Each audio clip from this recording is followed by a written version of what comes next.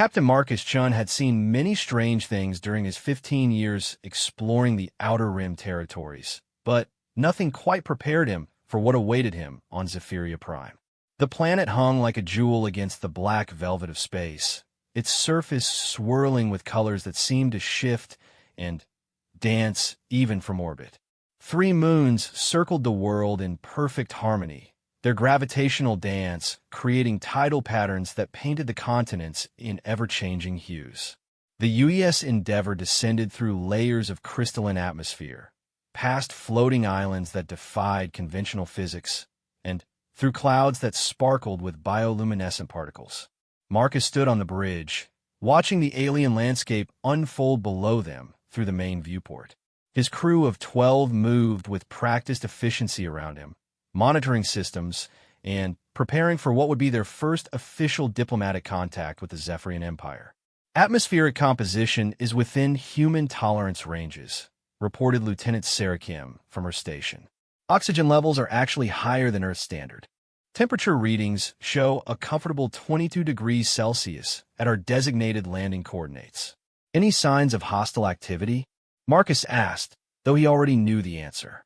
The Zephyrians have been broadcasting peaceful intentions across multiple frequencies for the past 3 days, ever since the Endeavour had entered their star system. Negative, Captain. If anything, they seem eager to meet us. We're receiving what appears to be welcome music on several channels. Communications Officer Torres looked up from his console with a bemused expression. Sir, you might want to hear this. It's actually quite beautiful. The bridge filled with haunting melodies that seemed to touch something deep in the human soul. The music wasn't quite like anything they'd encountered before. It had mathematical precision, yet emotional depth that suggested a highly advanced and culturally sophisticated civilization. Marcus felt a chill run down his spine, but not from fear.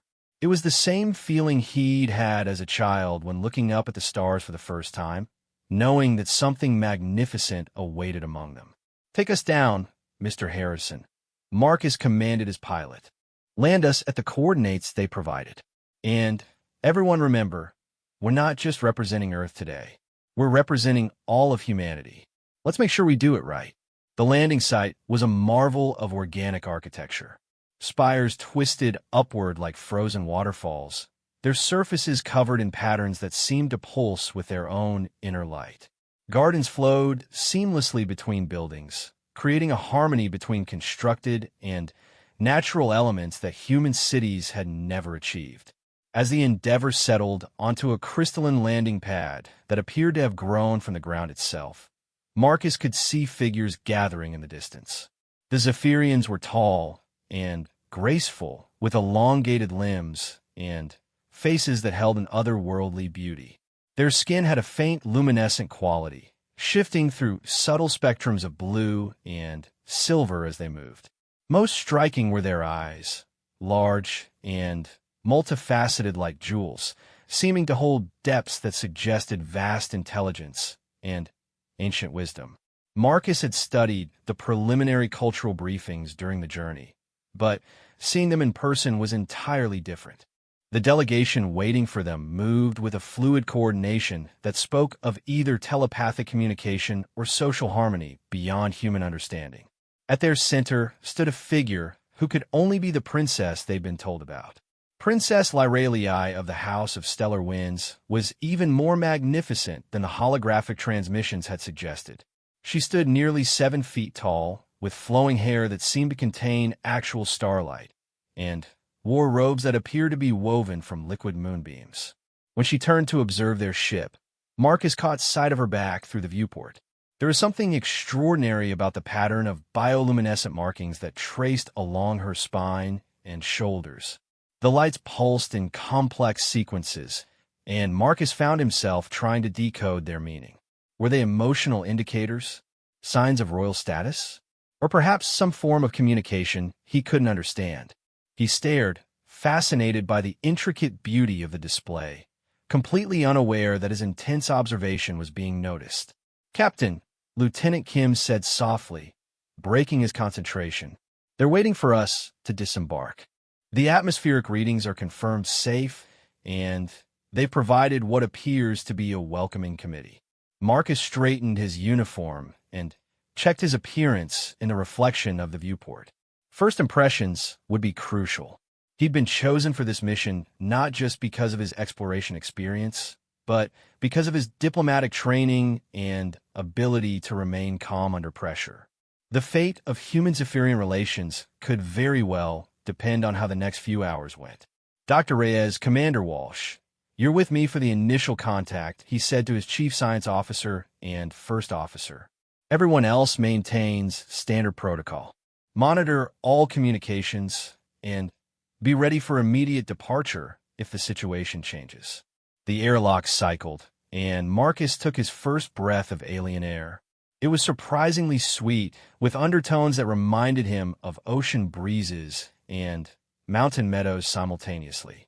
The gravity was slightly lighter than Earth's, making each step feel almost bouncy. The three humans walked across the crystalline landing pad, their boots making soft chiming sounds with each step. The Zephyrian delegation approached with ceremonial grace. Marcus had been briefed on their greeting customs, a gentle touching of palms while making eye contact, followed by a formal exchange of names and titles. He was prepared for this, had practiced it dozens of times during the journey. What he wasn't prepared for was the moment when Princess Lyralii turned around and fixed him with her brilliant, multifaceted gaze.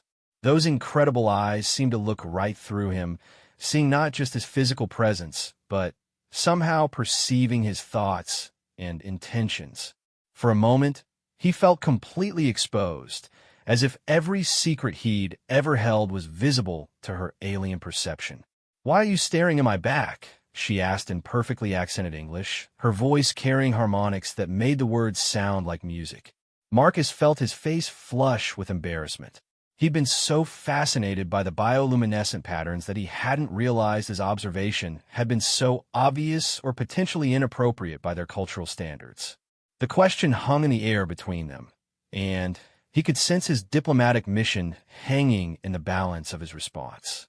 "I apologize, Your Highness," he began, trying to maintain his composure while frantically searching for the right words. "I was observing the beautiful patterns of light along your spine and shoulders. In human culture, we sometimes study what we find beautiful or intriguing, but I realize that might be considered rude in your society. I meant no disrespect."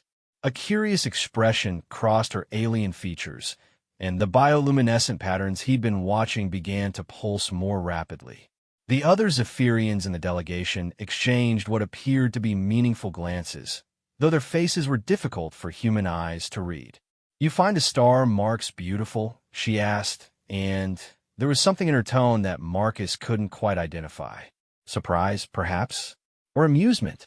"Very much so," he replied honestly. "They seem to tell a story, or perhaps convey meaning in ways that I don't understand. I'm sorry if my curiosity was inappropriate." Princess Lyralii was quiet for a long moment, and Marcus began to worry that he'd committed some terrible cultural violation before the diplomatic mission had even properly begun. Then, unexpectedly, she laughed, a sound like silver bells mixed with distant thunder. "Captain Marcus Chun of Earth," she said, using his full name and title in a way that suggested she'd been briefed about him as thoroughly as he'd been briefed about her. "You are the first outsider to ever comment on the star marks with appreciation rather than fear or suspicion. In our culture, they're considered deeply personal markers of our spiritual and emotional state. Most aliens we've encountered find them disturbing or incomprehensible. I find them remarkable," Marcus said, beginning to relax slightly. "They seem to be a form of expression that humans lack entirely. We have to rely on words and facial expressions to communicate our inner states. Your star marks appear to be a much more sophisticated system." The patterns along her back and shoulders shifted to a new configuration, brighter, more complex, with cascading waves of color that reminded Marcus of aurora displays he'd seen in Earth's polar regions. The other Zephyrians responded to this change with what appeared to be approval or satisfaction. "You observe correctly, Captain," Princess Lyralii said. The star marks are indeed a communication system, though one that requires great sensitivity to interpret. They reflect not just emotions, but intentions, memories, and even abstract concepts. The fact that you recognize them as meaningful rather than merely decorative suggests that humans may have more potential for understanding our people than we initially believed. Dr. Reyes stepped forward, her scientific curiosity overcoming diplomatic protocol. Your Highness, would it be appropriate to ask how the bioluminescence is generated? From a biological standpoint, it's fascinating. Dr. Elena Reyes, xenobiologist and cultural anthropologist, the princess said, again demonstrating her thorough knowledge of the human delegation. Your interest is welcome.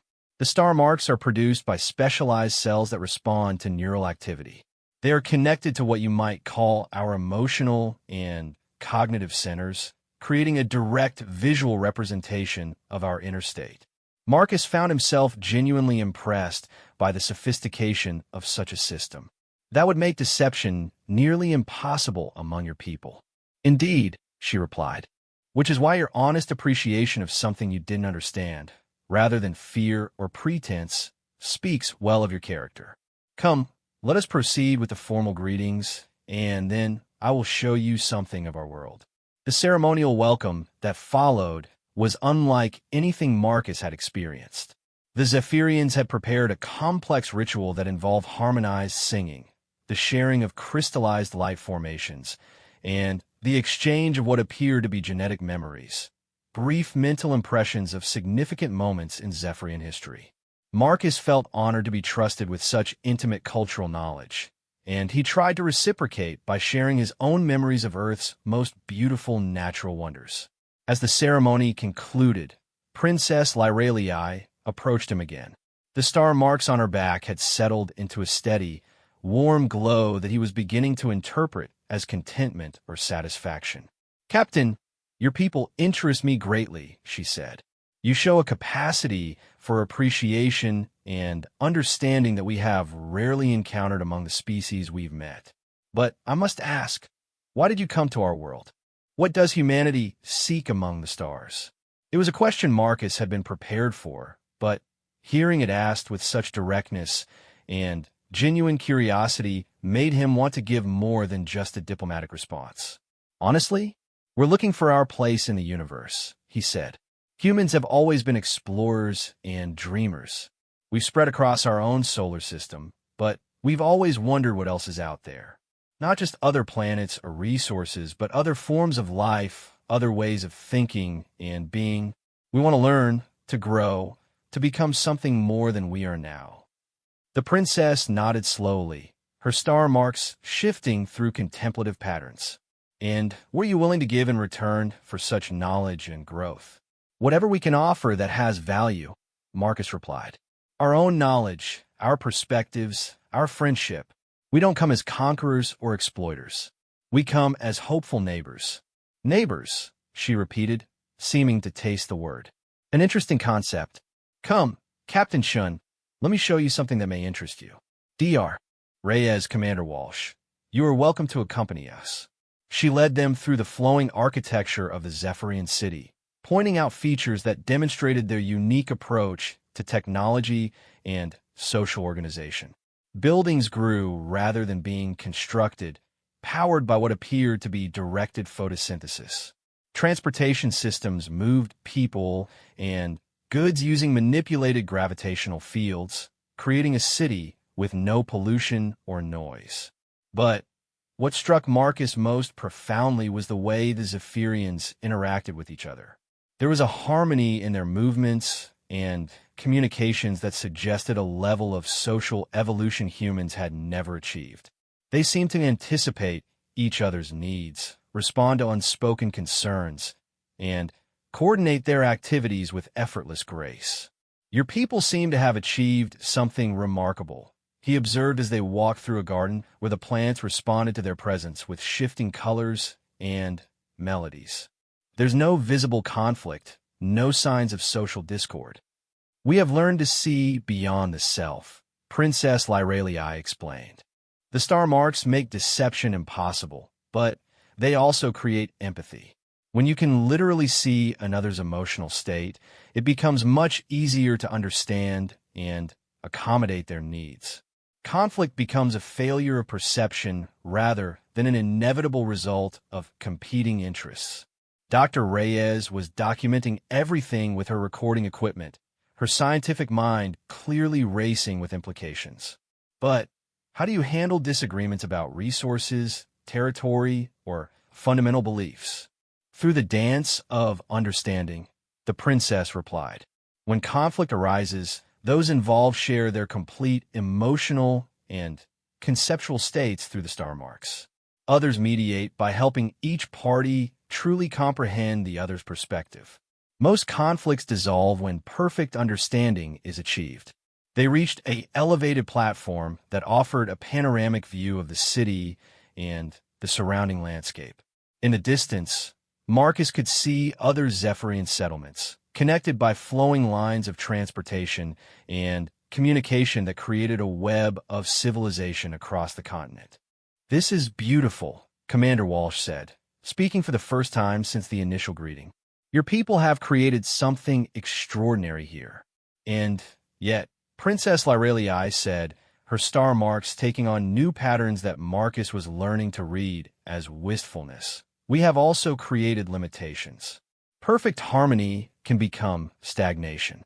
When everyone understands everyone else completely, there is little room for surprise, for growth through conflict, for the unexpected discoveries that come from misunderstanding and subsequent revelation." Marcus looked at her with new interest. "Is that why you agreed to meet with us? Because humans represent unpredictability?" "Partially," she admitted. "Your people fascinate us because you have achieved remarkable things despite, or perhaps because of, your inability to directly share your inner states. You have created art, literature, music, and philosophy born from the struggle to communicate what cannot be easily expressed. You have diversity of thought and feeling that we have largely lost. But surely that diversity comes with cost," Dr. Reyes observed. "Humans also create war, hatred, and destruction because of our inability to truly understand each other." "Yes," the princess acknowledged. "But you also create beauty from that struggle. Your music carries the pain of separation and the joy of connection. Your stories explore the mystery of other minds. Your love is precious because it must be earned and maintained rather than simply assumed. There is something in human nature that we may have lost in our pursuit of perfect understanding." The conversation was interrupted by a commotion from the city below. Marcus could see Zephyrians gathering in the streets, their star marks flashing in synchronized patterns that suggested excitement or alarm. Princess Lyrelii's own markings shifted to colors Marcus hadn't seen before, deep purples and brilliant whites that pulsed with urgent rhythms. "What's happening?" Marcus asked, his hand instinctively moving toward his communication device. "A ship approaches," she said, her voice carrying new harmonics that suggested tension or concern. "Not Zephyrian, and not from your Earth. Something else entirely." In the distance, breaking through the crystalline atmosphere of Zephyria Prime, Marcus could see a dark shape descending. It was massive, easily 10 times the size of the Endeavor, and its design was unlike anything in human or apparently Zephyrian experience. The ship's hull seemed to absorb light rather than reflect it, creating a void against the bright sky that was disturbing to look at directly. "Do you recognize it?" Marcus asked, his diplomatic instincts telling him that their peaceful first contact mission was about to become much more complicated. Princess Lyrelii's star marks had shifted to patterns that could only be interpreted as fear mixed with determination. "The Devourers," she said quietly. "We had hoped they would never find this world." "Devourers."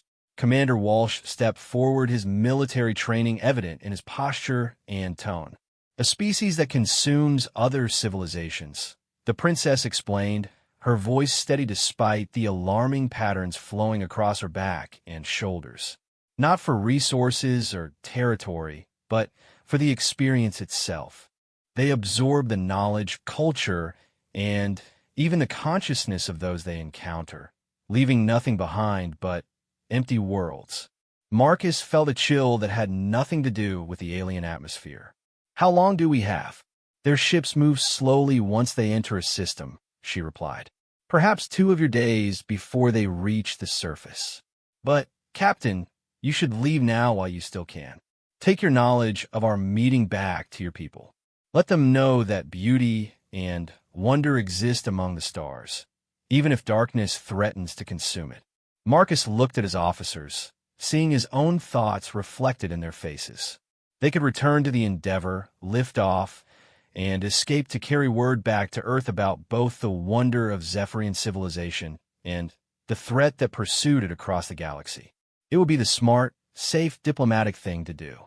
But as he looked at Princess Lyralii, seeing the brave resignation in her alien features and the magnificent patterns of her star marks that told a story of a people facing extinction with dignity, Marcus Chun realized that some things were more important than safety or smart choices. "Your Highness," he said, his voice carrying new resolve, "what would you say if I told you that humans have a reputation for doing impossible things when someone we care about is in danger?" Her star marks shifted to patterns he hadn't seen before, complex, beautiful configurations that seemed to pulse with hope and disbelief in equal measure. "I would say that such a reputation sounds very much like the kind of beautiful foolishness that makes your species so remarkable," she replied. "But, Captain, you barely know us. Why would you risk everything for strangers from another world?" Marcus smiled, thinking of all the reasons humanity had ventured into space in the first place. "Because that's what neighbors do." The war council that convened in the crystal spires of Zephyria Prime that evening was unlike any gathering in the planet's recorded history. Zephyrian leaders with their flowing robes and luminescent star marks sat alongside humans in their practical uniforms, creating a tableau that would have seemed impossible just days before. The room itself seemed to respond to the urgency of the situation. The walls pulsed with deeper colors, and the air carried harmonics that spoke of determination mixed with desperation. Princess Lyralii stood at the center of the assembled group, her star marks cycling through complex patterns that Marcus was beginning to understand represented deep strategic thinking. Around her, the Zephyrian military commanders, if they could be called that, displayed markings that suggested varying degrees of hope and doubt about the unprecedented alliance forming before their eyes. "The Devourers have consumed 17 civilizations in the past 2 centuries," Princess Lyralii explained to the combined assembly. "Each time, they arrive with overwhelming force and technology that seems to adapt to whatever defenses are mounted against them. They don't seek to rule or exploit, they consume entirely. Planets, cultures, even the quantum signatures of consciousness itself." Marcus studied the holographic displays showing the approaching Devourer ship. Its design was disturbing in ways that went beyond mere aesthetics. There was something about its proportions and surface textures that seemed to violate basic principles of physics and engineering. What happened to the other civilizations that faced them? "Most surrendered immediately once they understood what they faced," replied High Commander Zephys, whose star marks showed the deep blue-white patterns Marcus was learning to associate with ancient sadness. "The few who resisted were consumed more slowly, but the result was always the same: complete absorption of everything that made them unique." Dr. Reyes leaned forward, her scientific mind working through the implications. "When you say consumed, what exactly do you mean? Are we talking about physical destruction or something more comprehensive?" The Zephyrian leaders exchanged glances, their star marks flickering with what appeared to be shared memory. "Both," Princess Lyralii said softly. "The Devourers possess technology that can extract and preserve consciousness, memory, and even cultural patterns. They keep these as collections. The beings they consume continue to exist in a form, but as prisoners within the Devourer Collective, forced to experience their own absorption repeatedly." A heavy silence fell over the assembly. Marcus felt his stomach clench as he grasped the true horror of what they faced. It wasn't just death or conquest. It was eternal enslavement of everything that made a species unique. "There has to be a way to fight them," Commander Walsh said, his military training refusing to accept inevitable defeat. "Every enemy has weaknesses. What do we know about their technology, their tactics?" "They adapt," High Commander Zephyr replied, his patterns showing frustrated resignation. "Energy weapons are absorbed and turned back against attackers. Physical projectiles are deflected by manipulated gravity fields. Nuclear weapons simply provide them with additional energy. Each defense tried against them becomes incorporated into their offensive capabilities." Marcus stared at the tactical displays, his mind racing through possibilities. What about things they haven't encountered before? If they adapt to known technologies, what happens when they face something completely unprecedented? Princess Lyraliai's star marks shifted to intrigue patterns. "Explain your thinking, Captain." Human military doctrine emphasizes improvisation and unconventional tactics, Marcus said, beginning to pace as ideas formed. "We've always been good at finding unexpected solutions to impossible problems. The Devourers have encountered energy weapons, projectiles, even nuclear devices. But have they ever faced human ingenuity applied to technologies they don't understand?" Dr. Reyes caught on immediately. "Combined human-Zephyrian technology," she breathed. "Systems that operate on principles neither species has used independently. The crystalline matrices that power our cities," High Commander Zephyr said, his patterns brightening with the first hope Marcus had seen from him. "They focus and amplify natural planetary energy. Combined with human fusion technology, we could create weapons that operate on entirely new principles," Marcus finished. "Energy systems the Devourers have never encountered and can't immediately adapt to." Princess Lyraliai moved to the central holographic display, her hands dancing over controls that responded to her touch with cascades of light. "Show me what you have in mind." The next several hours were unlike anything in the history of either species. Human engineers and Zephyrian energy specialists worked side by side, their different approaches to problem-solving creating solutions neither could have achieved alone. The language barriers dissolved as mathematics and physics provided universal communication, while the Zephyrians' star marks offered emotional context that helped humans understand the subtle implications of various approaches. Marcus found himself working directly with Princess Lyraliai on what they were calling Project Synthesis. Her intelligence was staggering. She grasped human technological principles almost instantly, while simultaneously helping him understand Zephyrian energy manipulation techniques that seemed to border on magic. "Your people's approach to technology is so different from ours," she observed as they worked on integrating a human plasma generator with a Zephyrian crystal matrix. "You create discrete systems that perform specific functions. We grow technology that adapts and evolves to meet changing needs. And that difference might be our advantage," Marcus replied, carefully calibrating the fusion reaction that would power their hybrid weapon. "The Devourers have probably encountered both approaches separately, but never combined into a single system. The weapon they were creating was elegant in its complexity. Human fusion technology provided raw power, while Zephyrian crystals focused and shaped that energy into forms that could theoretically disrupt the quantum foundations of matter itself. It was dangerous, untested, and based on principles that neither species fully understood. It was also their only hope. "The ship will arrive in 18 hours, Princess Lyraliai announced as dawn broke over the alien city. "We've managed to create 12 hybrid weapons, along with modifications to our planetary defense grid. Whether it will be enough." Her star marks showed uncertainty mixed with fierce determination. Marcus looked around at the mixed teams of humans and Zephyrians who had worked through the night. Despite the language differences and alien physiologies, they had functioned with a coordination that surprised everyone involved.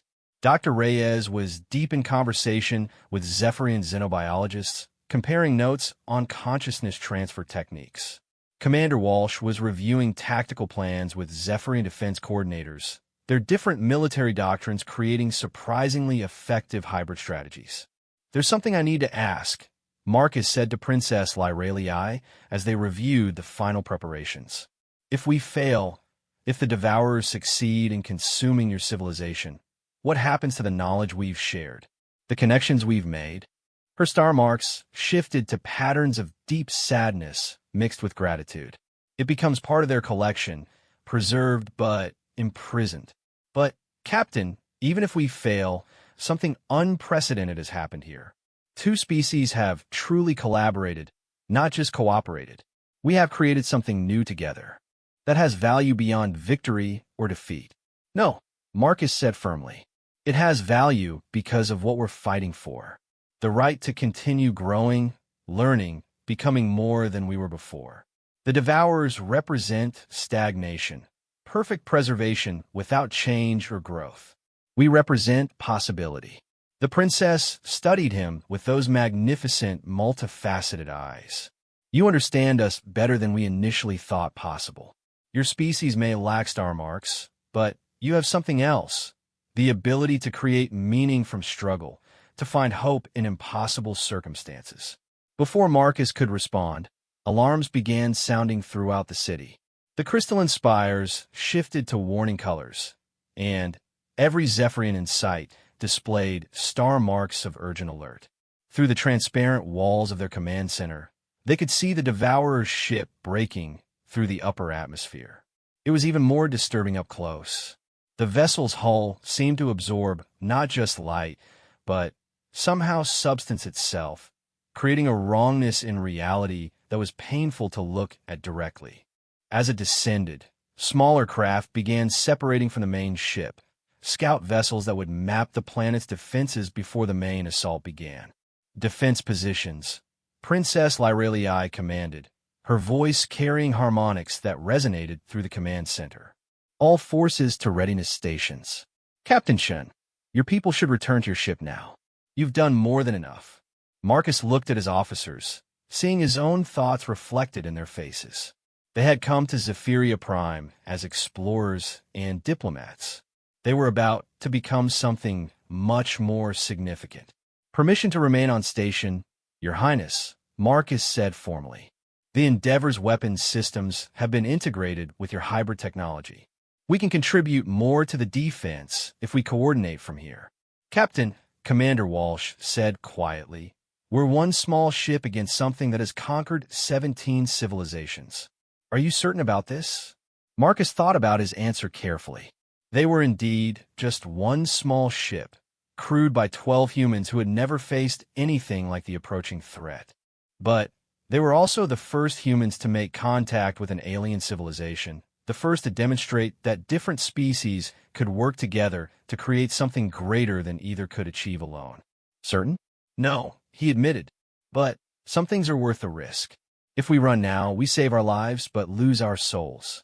And more than that, we lose the chance to prove that the universe contains more than predators and prey." The first exchange of fire began as the Devourer scouts engaged the outer defense satellites. The hybrid weapons performed exactly as hoped. Their unique energy signatures seemed to confuse the alien vessels, which attempted to adapt to conventional energy patterns that weren't actually present. Several scout ships were destroyed before they could transmit defensive data back to the main vessel. "It's working," Dr. Reyes reported from her monitoring station. "Their adaptive systems are trying to counter technologies that don't actually exist. The quantum confusion is preventing them from developing effective countermeasures." But the celebration was premature. The main Devourer ship began launching larger assault craft, each one different from the last. They were adapting their tactics in real time, sending vessels with different sensor configurations and defensive systems to probe for patterns in the hybrid weapons. Their learning, High Commander Zephys observed, his star marks showing grudging respect for the enemy's capabilities. "Each wave gathers more data about our defenses." Marcus watched the tactical displays with growing concern. The hybrid weapons were effective, but they were also limited. Each shot required enormous amounts of energy, and the crystal matrices needed time to recharge between uses. Meanwhile, the Devourers seemed to have unlimited resources. "We need a different approach," he said to Princess Lyralii. "We're fighting their kind of battle, attrition warfare, where they have every advantage. What if we don't try to destroy their ships?" "What do you mean?" she asked, her star marks showing intense curiosity. "You said they consume civilizations by absorbing consciousness and cultural patterns. What if we gave them something they've never encountered before? Not just hybrid technology, but hybrid consciousness." Dr. Reyes looked up from her station, her eyes widening as she grasped the implications. "You want to create a shared mental link between humans and Zephyrians. If they try to absorb that, they'll encounter something that doesn't fit their collection paradigm," Marcus finished. "A consciousness that exists in the spaces between species, rather than within them." Princess Lyralii's star marks shifted through rapid patterns as she considered the proposal. "It's incredibly dangerous. Mental linking between species has never been attempted. The neural pathways are completely different. It could destroy both participants. Or create something new," Marcus said. "Something that can't be absorbed because it doesn't exist in a form they understand." The debate was cut short as the main Devourer ship entered the planet's lower atmosphere.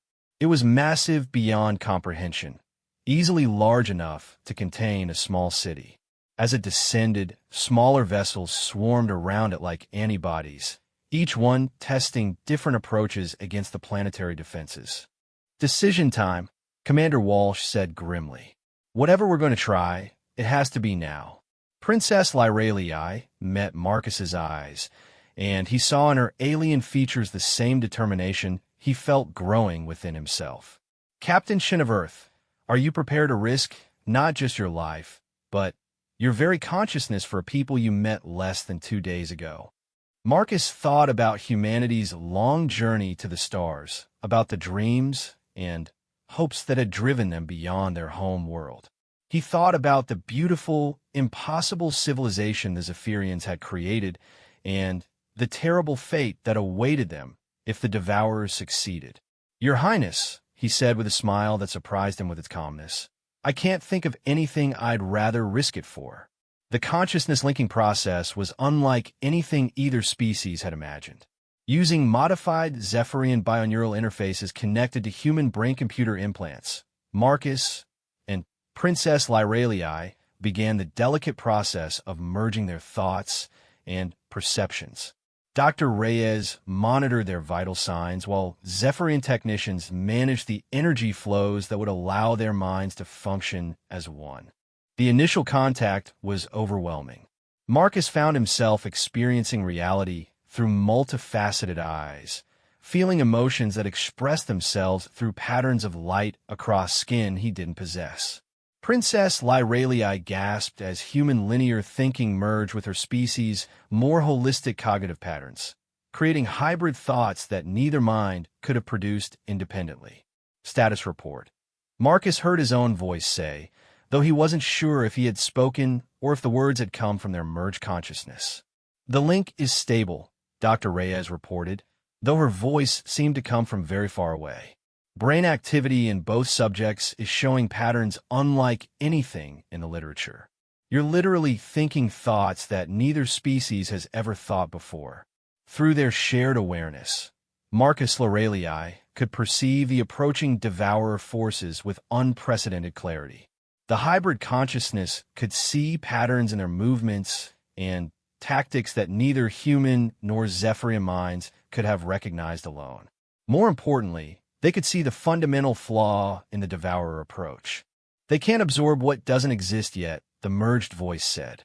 "They catalog and consume established forms of consciousness, but they have no framework for processing minds that exist in transition between states." "What does that mean for our defense?" Commander Walsh asked. "It means we stop trying to fight them," Marcus Lyralii replied. "Instead, we show them something that breaks their basic assumptions about how consciousness works." The plan that emerged from their hybrid thinking was audacious beyond anything either species had ever attempted. Rather than using the consciousness link defensively, they would broadcast it share the experience of trans-species awareness with every human and Zephyrian on the planet, creating a form of collective consciousness that existed nowhere in the Devourer's experience.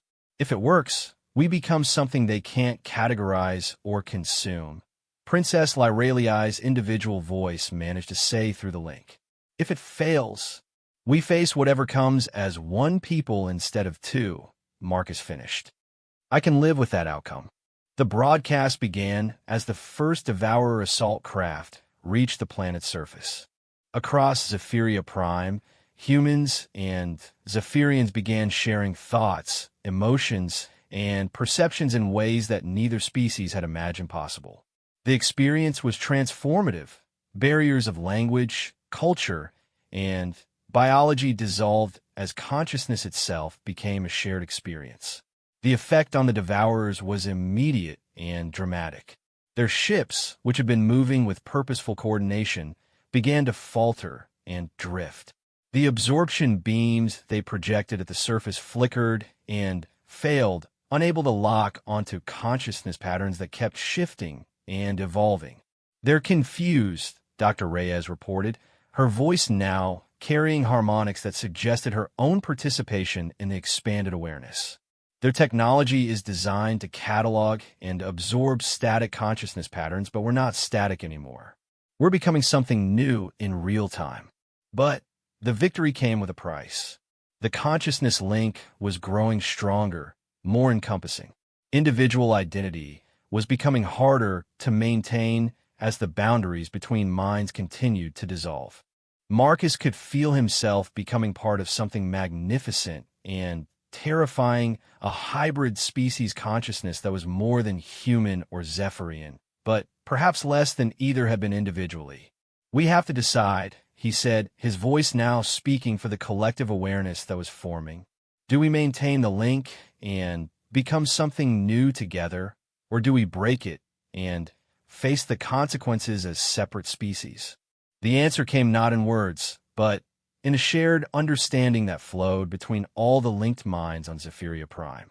They were creating something unprecedented, a form of consciousness that existed in the spaces between species, cultures, and ways of thinking. It was beautiful, terrifying, and absolutely unique. The Devourer's response was swift and decisive. Unable to absorb or catalog the evolving consciousness they encountered, they simply withdrew. Their ships lifted away from the planet's surface and accelerated out of the system, leaving behind a world that had become something they could not understand or consume. As the immediate threat passed, the inhabitants of Zephyria Prime faced a new question. What had they become, and was there any path back to what they had been before the aftermath of the consciousness link left Zephyria Prime forever changed? In the days following the Devourer withdrawal, the inhabitants of the planet found themselves navigating an entirely new form of existence. The emergency mental bridges that had been created to confuse their attackers had evolved into something far more complex and permanent. Marcus stood in what had once been Princess Lyraliai's private chambers, watching the sunrise paint the crystalline city in shades of gold and amber. But stood wasn't quite accurate anymore, nor was Marcus entirely correct.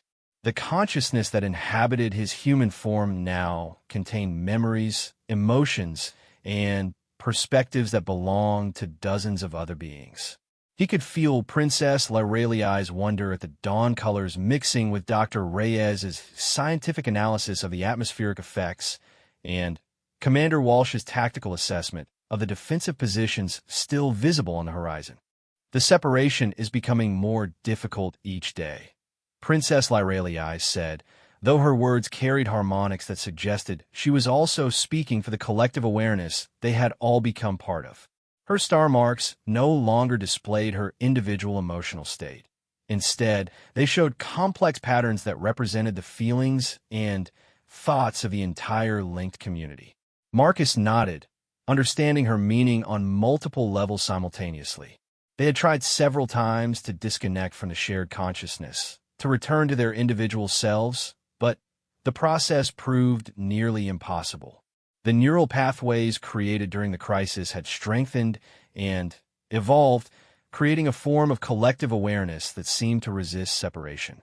"Maybe that's not entirely a bad thing," said Dr. Reyes, her voice now carrying the measured tones that had become characteristic of their enhanced collective thinking. "We've achieved something unprecedented, true understanding between species. The implications for cooperation, for growth, for solving problems that neither of our civilizations could handle alone. But at what cost?" Commander Walsh interjected, his military pragmatism intact even within the shared awareness. "Individual identity, personal privacy, the right to keep our thoughts to ourselves. Are we still human? Are the Zephyrians still Zephyrian? Or have we become something else entirely?" The question hung in the air, as it had for days now. Through their shared consciousness, they could feel the wonder and terror of the other linked beings across the planet. Some embraced the transformation, reveling in the expanded awareness and the elimination of loneliness and misunderstanding that had plagued both species throughout their histories. Others struggled against it, fighting to maintain their individual identities in the face of an increasingly collective existence. High Commander Zephyr joined them on the observation platform, his star marks displaying patterns that represented not just his own concerns, but those of the entire Zephyrian military command structure that had also become part of the link. "We've received communications from both Earth and the other Zephyrian colonies," he announced. "They want to understand what happened here and whether the changes can be reversed." Marcus felt the collective consciousness processing this information, analyzing it from dozens of perspectives simultaneously. The Earth authorities were concerned about the safety of their exploration team and the implications of the transformation for future human development. The Zephyrian colonies were torn between fascination with the breakthrough in interspecies cooperation and horror at the loss of individual identity that seemed to have resulted. "They're afraid," Princess Lorelei observed, her individual voice managing to emerge from the collective awareness. "Both our peoples are afraid that what we've become represents the end of everything they understand about consciousness and identity." "Maybe it does," Marcus admitted, his human pragmatism asserting itself despite the alien perspectives that now shared his mind. "The question is whether what we've gained is worth what we've lost." To explore this question, they decided to attempt something that would have been impossible for either species individually: a complete analysis of their transformed state using both human scientific methodology and Zephyrian intuitive understanding. The results were staggering. The consciousness link had created cognitive capabilities that far exceeded the sum of its parts. Problems that would have taken months for human scientists to solve could now be addressed in hours through the application of hybrid thinking patterns. Complex emotional and social issues that had plagued Zephyrian society for generations dissolved when approached through human-influenced perspectives on individual agency and choice. But perhaps most significantly, they had developed the ability to think thoughts that neither species could have conceived independently. New forms of mathematics emerged from the intersection of human logical progression and Zephyrian holistic pattern recognition. Artistic expressions combined the emotional directness of human creativity with the sophisticated harmonic structures of Zephyrian aesthetics, producing works that moved both species to tears of joy and wonder. "We're becoming something new," Dr. Reyes reported to the combined research team that now existed both as individual specialists and as aspects of the collective consciousness. Not human, not Zephyrian, but a hybrid form of awareness that incorporates the best aspects of both species while transcending the limitations of either. The transformation wasn't without its challenges. Privacy, as both species had understood it, no longer existed. Every thought, every emotion, every memory was potentially accessible to the collective awareness. Some individuals found this liberation from the loneliness of individual consciousness to be euphoric. Others experienced it as a violation so profound that they begged for the link to be severed, regardless of the consequences. Marcus found himself at the center of many of these struggles. His position as the first human to make contact with Princess Lyralii, giving him a unique role in the hybrid consciousness. Through their shared awareness, he could feel the fears and hopes of both species, and he gradually realized that his decision would help determine the future course of their transformation. Captain, Princess Lyralii said during one of their private moments, though private now meant simply focusing their shared attention away from the broader collective. There's something we need to discuss. The consciousness link isn't stable in its current form. It's continuing to evolve, to grow stronger and more encompassing.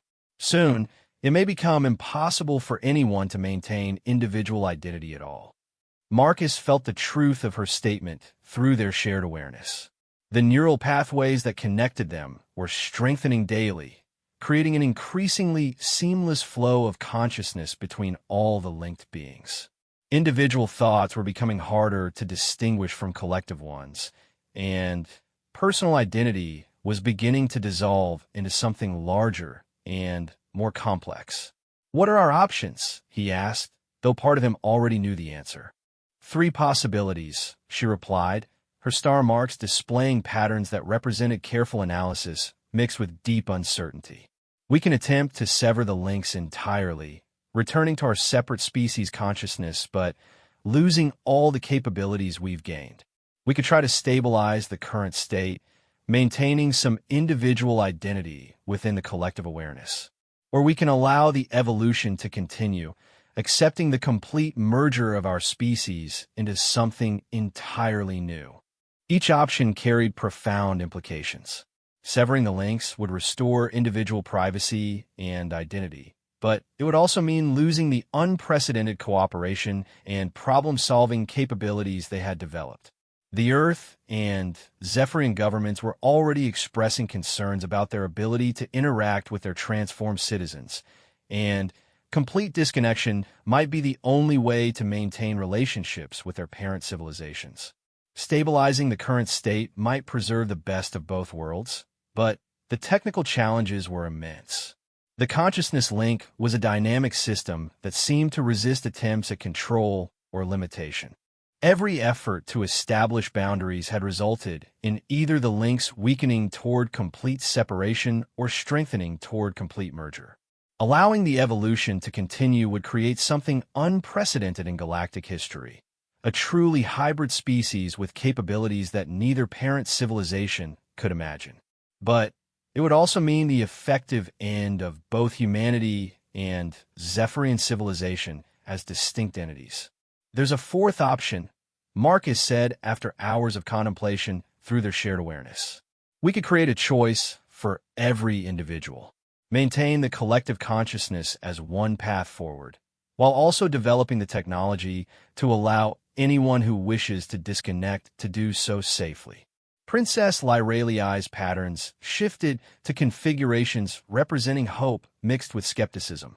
That would require unprecedented cooperation between our parent civilizations and technical advances that might take decades to achieve.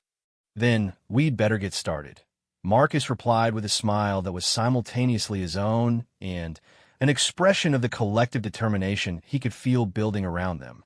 The project that emerged from this decision was ambitious beyond anything either species had previously attempted.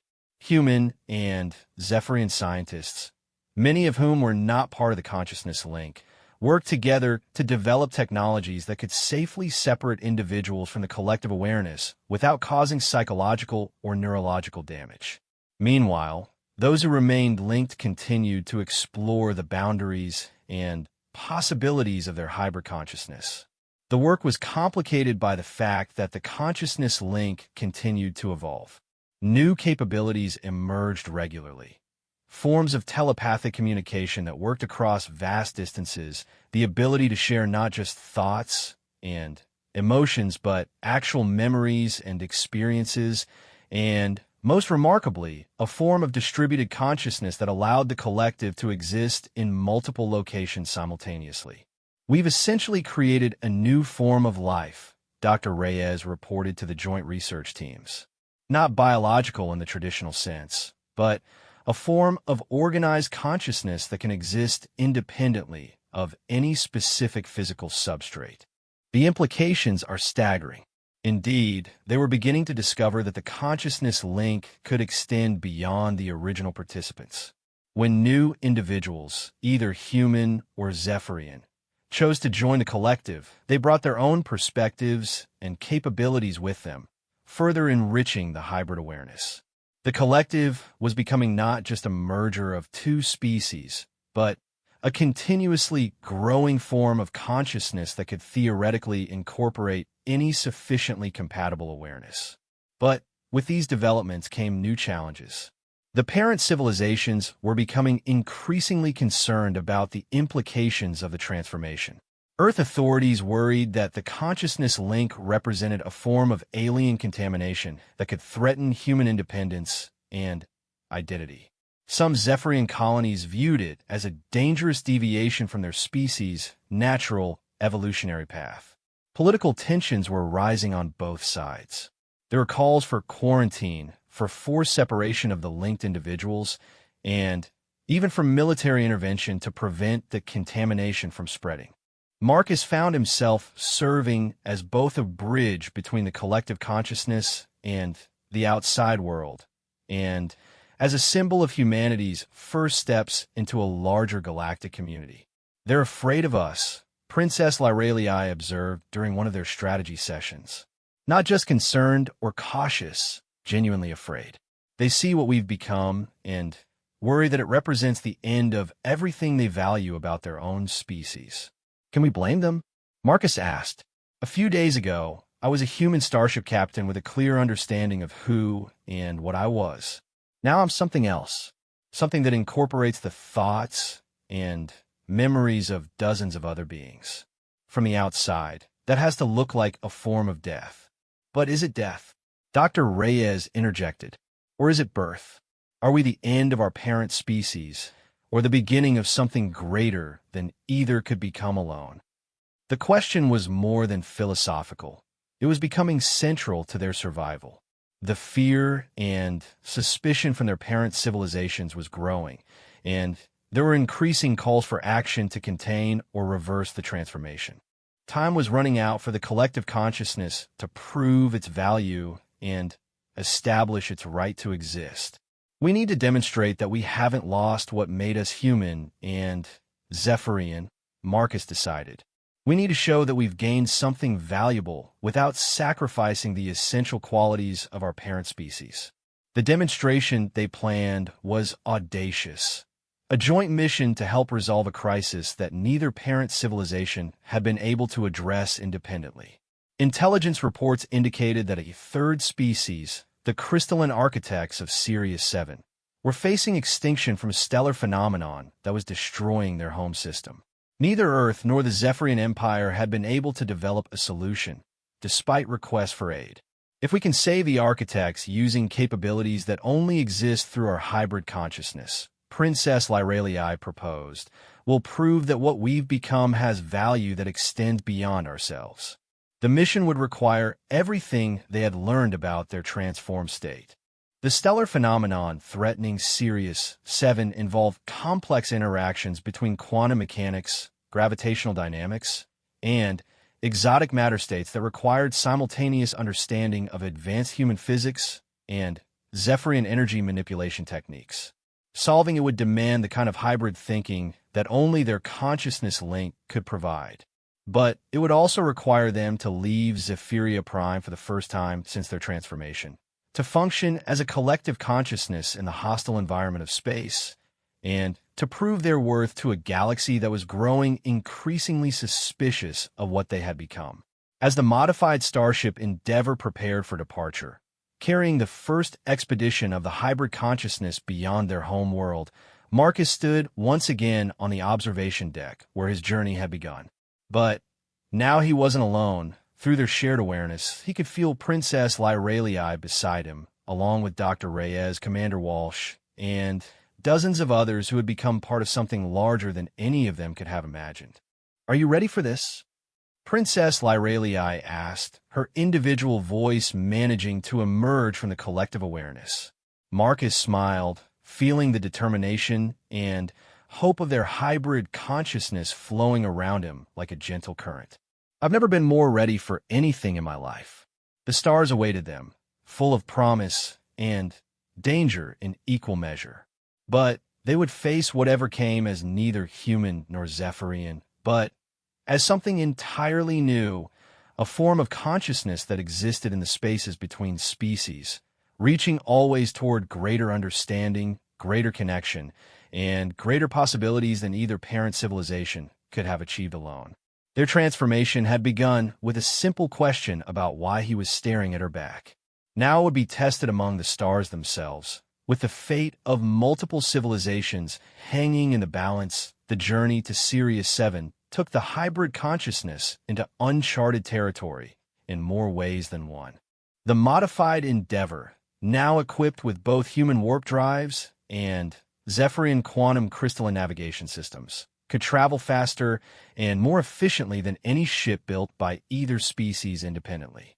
But the real breakthrough was discovering that their collective consciousness could function across interstellar distances without degradation.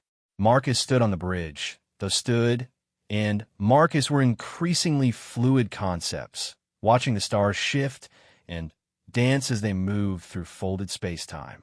Through the shared awareness, he could simultaneously experience the journey from Princess Lyraliai's perspective of harmonic resonance with the cosmic background, Dr. Reyes's scientific fascination with the physics of their hybrid propulsion system, and Commander Walsh's tactical analysis of potential threats they might encounter. The collective is adapting to space travel better than we anticipated, reported the entity that had once been Lieutenant Kim, but now served as their primary interface with the ship's systems. The consciousness link had evolved during their journey, allowing individuals to specialize in different functions while maintaining connection to the greater awareness. We're discovering capabilities we didn't know we possessed. Indeed, the space between stars had revealed new dimensions of their hybrid consciousness. The vast emptiness seemed to amplify their collective awareness, allowing thoughts and perceptions to flow with unprecedented clarity. They could feel the gravitational currents of distant stars, sense the quantum fluctuations that preceded solar flares millions of miles away, and perceive patterns in cosmic radiation that spoke of civilizations they had never encountered. Sirius 7 is dying, Princess Lyraliai observed as their destination grew larger in their sensors. Her star marks, now visible through their shared consciousness rather than just physical sight, displayed patterns of deep sadness mixed with determination. The stellar phenomenon is accelerating. The architects have perhaps days rather than weeks remaining. The Sirius system was a study in cosmic catastrophe. The primary star was undergoing a form of collapse that physics textbooks insisted was impossible. Instead of expanding into a red giant or collapsing into a white dwarf, it was somehow inverting its own matter, creating a zone of reality distortion that was consuming everything in the system from the inside out. The seventh planet, home to the crystalline architects, sat at the edge of this expanding zone of impossibility. No wonder neither Earth nor the Zephyrian Empire could solve this. The collective consciousness mused through multiple voices simultaneously. It's not just a stellar phenomenon. It's a breakdown of the fundamental laws of physics themselves. The architects themselves were unlike any life form either parent species had encountered. They existed as living crystalline structures that grew from the planet's mineral matrix, their consciousness distributed through lattice networks that span continents. Communication with them required quantum resonance techniques that pushed both human and Zephyrian technology to its limits. "Welcome, hybrid ones," came the greeting from the architects, transmitted through harmonic vibrations in the planet's crust. "We have observed your approach with great interest. You represent a form of consciousness we have not encountered in our 17 million years of existence." Marcus felt the collective processing this information, analyzing it from dozens of perspectives simultaneously. 17 million years. The architects were ancient beyond human comprehension, yet they were facing extinction from a phenomenon they couldn't understand or control. "We've come to help," The collective consciousness replied through carefully modulated quantum fields. Can you explain what's happening to your star? The explanation that followed challenged everything both species thought they knew about physics and cosmology. The architects revealed that they weren't the only civilization in the galaxy. There were others far older and more advanced who had begun experimenting with what they called reality architecture. They were attempting to rewrite the fundamental laws of physics themselves, and their experiments were causing cascading failures throughout the galaxy. The stellar inversion is not a natural phenomenon, the architects explained. It is a side effect of attempts to modify the quantum foundations of space-time itself. The beings responsible exist on scales of time and consciousness that make even our 17-million-year history seem brief. The implications were staggering. If ancient civilizations were experimenting with the basic structures of reality itself, then the threat facing Sirius 7 was just the beginning. Other star systems, other civilizations, could face similar catastrophes as these experiments continued. Can the process be reversed? Dr. Reyes asked through their shared consciousness. Not reversed, the architects replied, but perhaps redirected. The reality distortion requires conscious observation to maintain its coherence. If that observation could be altered, changed in ways the original architects of the phenomenon did not anticipate, Princess Lyraliai's understanding flowed through the collective awareness like a wave of illumination. They're suggesting we use our hybrid consciousness to observe the phenomenon differently than either species could independently. If we can perceive it through patterns of thought that don't exist in the reality architect calculations, we might be able to destabilize their experiment. Marcus finished, the implications both thrilling and terrifying. But that would mean directly interfacing our consciousness with a phenomenon that's already breaking down the laws of physics. The risk was enormous. If they failed, they wouldn't just die, they might cease to exist in any meaningful sense. Their hybrid consciousness dissolved into the reality distortion, consuming the Sirius system. If they succeeded, they would prove definitively that their transformation had created something valuable enough to justify its existence to their suspicious parent civilizations. There's another consideration, Commander Walsh pointed out through the collective awareness. If we succeed in stopping this phenomenon, we'll be directly opposing the will of beings that are advanced enough to rewrite physics itself. We could be making enemies of entities beyond our comprehension. The collective consciousness pondered this for several hours, processing the implications through human pragmatism, Zephyrian wisdom, and the hybrid forms of thinking they had developed together. Finally, they reached a consensus that surprised even themselves. Some things are worth the risk, they decided, speaking with voices that belonged to dozens of individuals but expressed a unified will. The right of civilizations to exist, to grow, to become something more than they were before. These principles are worth defending against any threat. The interface process required modifications to both the Endeavor and the Architect's planetary consciousness network. Using hybrid technologies that combined human quantum computers, Zephyrian crystal matrices, and the Architect's continental neural networks, they created a system capable of channeling their collective consciousness directly into the reality distortion surrounding Sirius.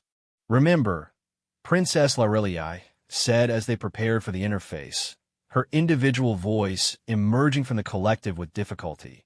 We're not trying to understand or control the phenomenon. We're trying to observe it in ways that make it unstable, to perceive it through forms of consciousness that its creators never anticipated.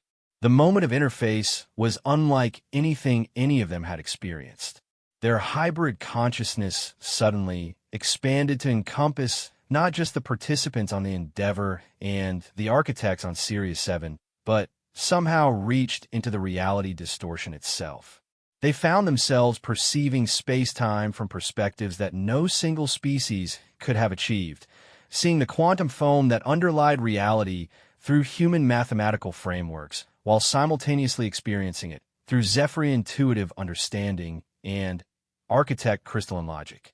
The phenomenon that was consuming the Sirius system was revealed to be even more complex than they had imagined. It wasn't just a stellar collapse. It was a deliberate attempt to create a new form of space-time, one that operated according to different physical laws than the rest of the universe. The ancient reality architects were trying to build a pocket dimension where they could exist according to their own preferences, regardless of the cost to other civilizations. "It's beautiful," Dr. Reyes whispered through the collective consciousness, her scientific mind overwhelmed by the elegance of the construction. "And absolutely monstrous. They're killing entire star systems to create their private universe."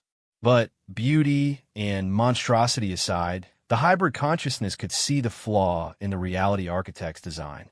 Their experiment depended on consistent observation patterns, forms of consciousness that perceived reality according to predictable frameworks. The hybrid consciousness, existing in the spaces between species and ways of thinking, introduced elements that the original designers had never anticipated. "Now," Princess Lorelei said, her voice carrying the authority of the entire collective, "show them what we've become." The hybrid consciousness reached deeper into the reality distortion, not trying to oppose it directly, but simply observing it through their unique perspective. They perceived the collapsing star simultaneously as a human would see a gravitational phenomenon, as a Zephyrian would experience an energy pattern, and as an architect would understand a crystalline structure. But more than that, they saw it through forms of awareness that existed only in the intersections between these perspectives. The effect was immediate and dramatic. The reality distortion began to fluctuate, its carefully maintained coherence disrupted by observation patterns that didn't fit its underlying mathematical structure. The stellar inversion slowed, stopped, and then began to reverse as the exotic space-time creation became unstable. But success came with consequences they hadn't anticipated. The disruption of the reality architect's experiment sent shock waves through quantum space that were detectable across the galaxy. Suddenly, their hybrid consciousness could sense other experiments, other attempts to rewrite the laws of physics, and the ancient intelligence behind them turning their attention towards Sirius 7.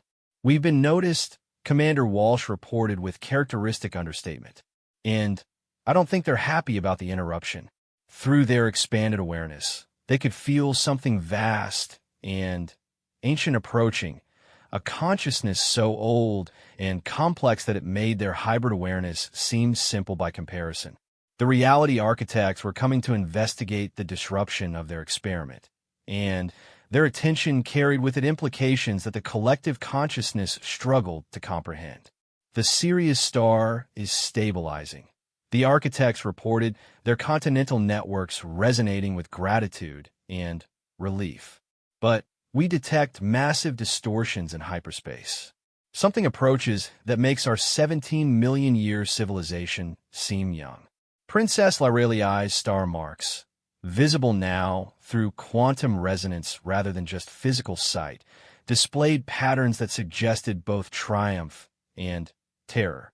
They had succeeded in saving the architects and proving the value of their hybrid consciousness, but they had also announced their existence to entities that viewed reality itself as something to be redesigned according to their preferences. "Captain," she said to Marcus, her individual voice managing to emerge from the collective awareness, "I believe we're about to discover whether our transformation was the beginning of something wonderful or the prelude to something we're completely unprepared for." Marcus felt the collective consciousness around him, the hybrid awareness that had grown from a simple diplomatic contact into something that could challenge the experiments of ancient cosmic entities. Through their shared understanding, he could sense the approaching intelligence, vast, alien, and carrying implications that neither human nor Zephyrian minds could have grasped independently. "Then we'd better be ready to find out," he replied, feeling the determination of their collective consciousness flowing around him like armor made of shared will and hybrid thinking. "Whatever comes next, we'll face it as what we've chosen to become." The stars around Sirius 7 began to shift in patterns that defied astronomical explanation, and the hybrid consciousness prepared for contact with entities that had been experimenting with the fundamental nature of reality since before either Earth or Zephyria Prime had formed from cosmic dust. Their transformation, which had begun with curiosity about alien star marks, was about to be tested against forces that could reshape the universe itself. In the distance, space-time rippled as something unimaginably vast began to emerge from dimensions that existed beyond conventional physics. The real test of their hybrid consciousness was about to begin. The entity that emerged from the distorted space around Sirius 7 defied every attempt at comprehension. It wasn't a ship or a being in any conventional sense, but rather a manifestation of consciousness so vast and complex that it seemed to exist in multiple dimensions simultaneously. The hybrid consciousness of the Endeavour crew and their allies felt like a candle flame next to a star as this ancient intelligence focused its attention on their small corner of the galaxy. Marcus, still maintaining some individual identity within the collective awareness, watched through sensors that strained to process what they were observing. The reality architect, for that was clearly what they faced, appeared as a constantly shifting pattern of energy and matter that rewrote the fundamental laws of physics in its immediate vicinity. Space bent around it, time flowed at different rates within its presence, and the very concept of distance became fluid and uncertain. Interesting came a communication that didn't use radio waves or quantum entanglement, but somehow impressed itself directly onto their consciousness. The voice, if it could be called that, resonated with harmonics that spoke of age beyond measure and intelligence that had watched galaxies form and die. A hybrid consciousness. We have not encountered such a configuration in our observations of this cosmic epoch. Princess Lyralii, her star marks now visible through dimensions that normal physics couldn't access, displayed patterns that represented a complex mixture of awe, terror, and determination.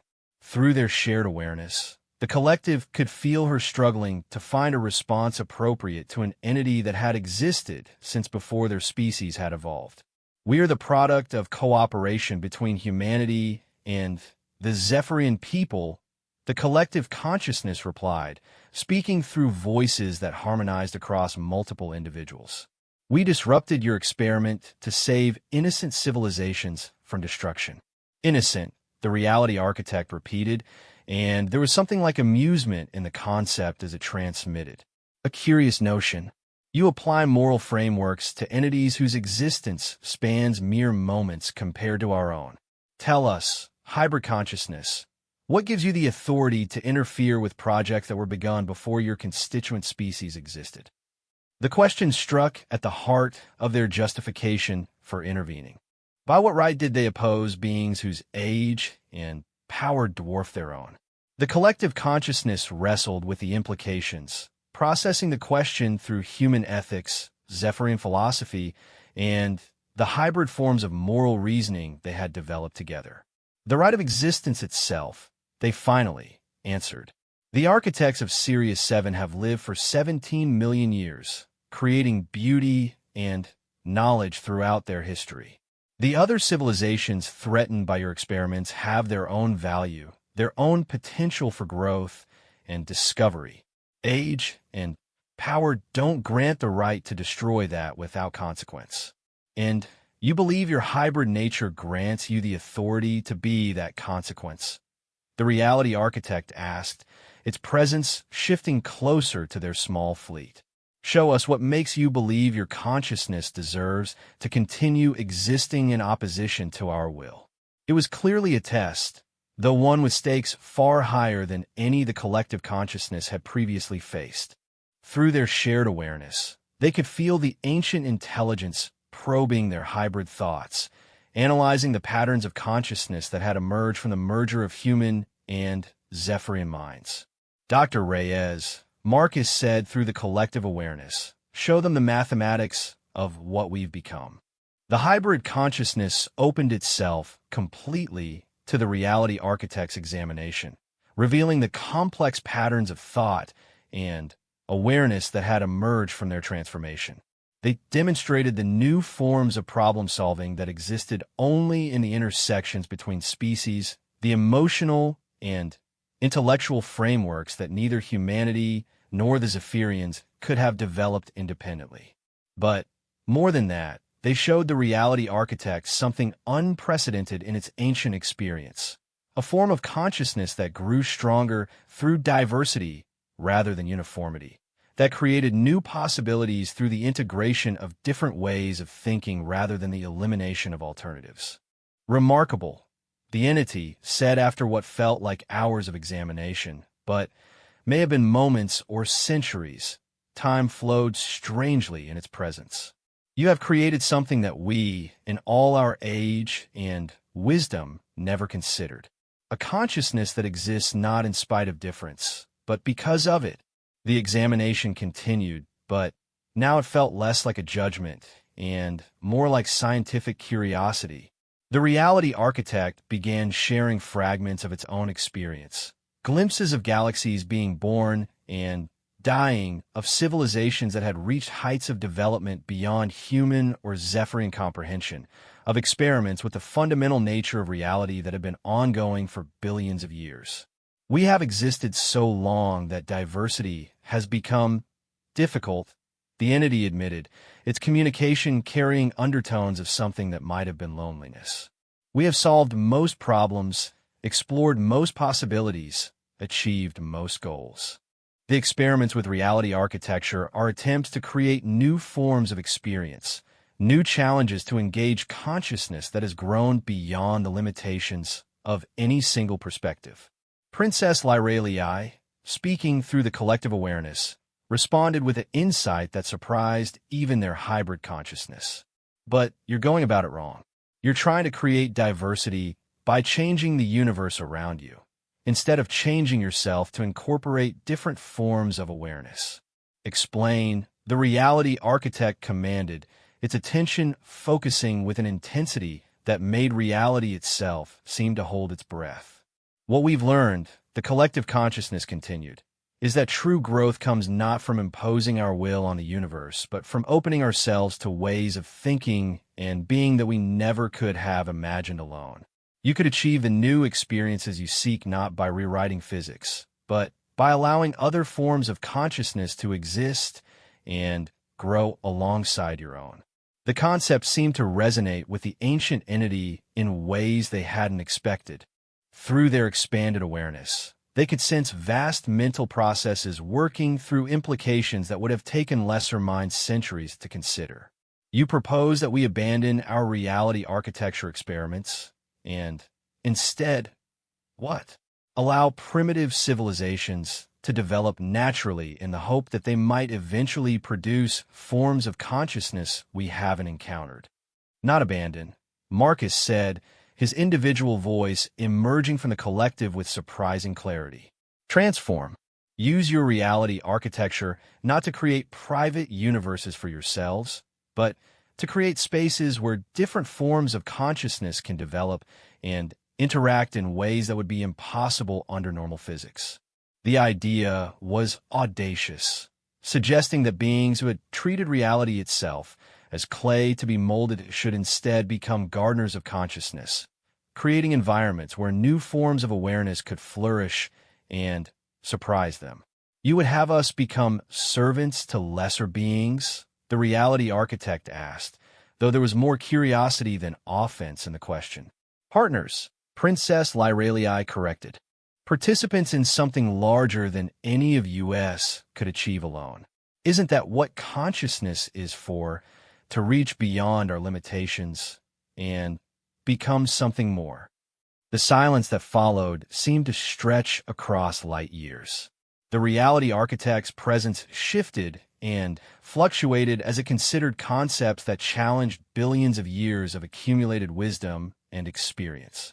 Around them, the Sirius system continued to stabilize, the stellar inversion fully reversed, and the star burning with renewed stability. Finally, the ancient entity spoke again. Your hybrid consciousness represents a proof of concept for what you propose. You have created something new not through the imposition of will, but through the integration of difference. You have grown beyond your constituent species while preserving what made them valuable individually. That's right, the collective consciousness confirmed. And we're not the limit of what's possible. Imagine consciousness that incorporates not just human and Zephyrian thinking, but the crystalline logic of the architects, the temporal perspectives of beings who exist across multiple time streams, the dimensional awareness of entities who perceive reality from outside normal space-time. The reality architect's presence suddenly expanded, encompassing not just their local area, but reaching out across the galaxy to touch other experiments, other projects that have been consuming civilizations and rewriting physics.